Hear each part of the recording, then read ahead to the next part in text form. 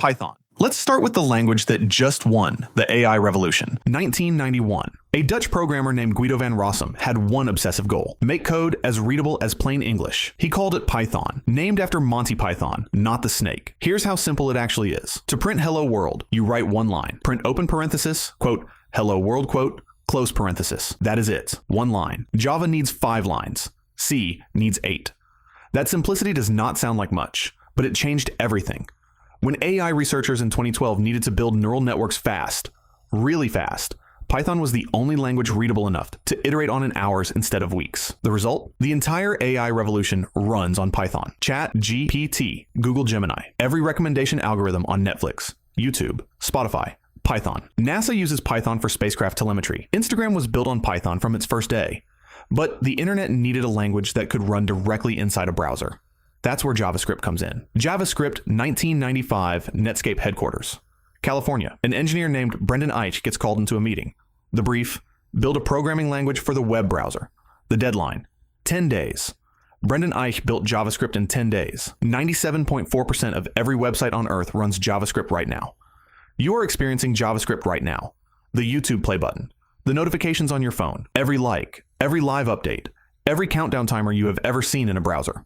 JavaScript, executing in milliseconds. But here's what changed the game permanently. In 2009, Ryan Dahl asked, what if JavaScript could run on servers too? He built Node.js, and overnight, JavaScript escaped the browser. Now, one developer can build an entire application, front end and back end, using a single language. But before a web page can become interactive, it first needs to exist.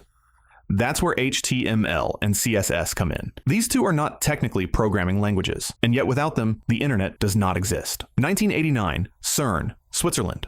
Tim Berners-Lee, a physicist, is trying to solve one problem. How do researchers share documents across different computers around the world? His solution, HTML, accidentally became the backbone of the global internet. Here's the clearest way to understand it. If a website is a human body, HTML is the skeleton. It defines what exists on the page: heading, paragraph, image, button. CSS arrived in 1996 to fix one urgent problem. Why do all websites look identical? CSS controls every visual property: color, typography, layout, animation. It is why Google's homepage looks different from Amazon's. Every website you have ever visited, every single one, is HTML telling the browser what exists, and CSS telling it what it looks like. But websites are only one part of software. That's where Java comes in. Java, 1995, Sun Microsystems.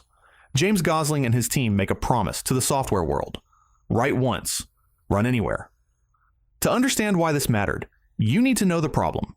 Before Java, code built for Windows did not run on Mac. Code built for Mac did not run on Linux. Every company had to rebuild their software for each platform. Every time. Java fixed this with the Java Virtual Machine, the JVM. Instead of compiling to one operating system, Java compiles to bytecode. The JVM on any device reads that bytecode and translates it on the fly. Same code, every device, every time. Your Android phone runs on Java. Your bank's core transaction system runs on Java. The airline check-in system that printed your boarding pass, Java. The ATM you used last week, almost certainly Java. But every application depends on data. That's where SQL comes in. SQL over 50 years old. IBM, 1970. Edgar Cod publishes a paper describing a new model for storing data. Within years, it becomes the global standard. And here is what is remarkable. Nothing has replaced it. Every time you log into any application, SQL runs in the background. When you search for a product on Amazon, SQL. When a doctor pulls up your medical record, SQL. When Spotify builds your Discover Weekly playlist, SQL. When your bank processes a transaction, SQL. SQL communicates with relational databases: MySQL, PostgreSQL, Oracle, SQL Server. Together, these systems store the majority of the world's critical data. That is why every major company, Google, Amazon, Meta, Netflix, relies on SQL at their core, despite having armies of engineers. But before databases existed, computers needed a foundation. That's where C comes in. C 1972, Bell Labs, New Jersey. Dennis Ritchie writes C for one reason: to build the Unix operating system. What he actually did was write the foundation of modern computing. Follow this chain carefully. C built Unix. Unix inspired Linux. Linux runs 96% of the world's servers. Android is built on Linux. The device you are watching this on touches C code right now. C talks directly to hardware. No abstraction, no virtual machine. You write C. It compiles to machine instructions. It runs at the maximum speed the hardware is physically capable of. That is why the Windows kernel is C, Mac OS, Linux, iOS firmware, every embedded chip in every car, appliance, and medical device around you. But developers wanted C's speed with more powerful tools. That's where C++ comes in. C++ 1983, Bjarne Stroustrup takes a C, adds the ability to organize code into structured, reusable components, calls it C with classes. The world calls it C++. C++ is the language you use when performance is not optional.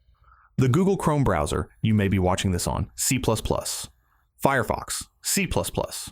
The Windows kernel, C++. Adobe Photoshop, Premiere, After Effects, C++. Unreal Engine, which powers more than half of all AAA games, C++. NASA's Mars rover software, C++. Wall Street's high-frequency trading systems, C++. Here's what that means in practice. When a game renders at 120 frames per second with real-time physics, lighting calculations, and 100 players in the same environment, every single frame is C++, extracting the maximum possible output from your GPU in under 8 milliseconds. Python cannot do this at scale. JavaScript cannot do this at scale. Java cannot do this at scale. But achieving that level of performance came with a cost. That's where Rust comes in. Rust 2010, Graydon Hoare, Mozilla engineer, one obsession. One question that had gone unanswered for 4 decades. Can you have C++ performance without C++'s safety failures? Every expert before him said no. The trade-off was inherent. Speed meant risk. Control meant danger. Hoare built Rust to prove them wrong. Here's what makes Rust fundamentally different from everything before it. Every other compiled language lets you write unsafe memory operations. If you get them wrong, the program crashes at runtime, sometimes weeks or months after the bug was introduced. Rust's ownership system eliminates this at compile time. Before your program runs, the Rust compiler checks every memory operation. If it finds a problem, it refuses to compile. The bug never reaches production. Zero runtime overhead. Zero garbage collection. Same speed as C++. Zero compromise on safety. Microsoft is now rewriting core Windows components in Rust. Google is rewriting Android kernel drivers in Rust. And that's the logic behind programming languages. If you learned something new, leave a like and subscribe to Mr. Logic for more explanations in minutes.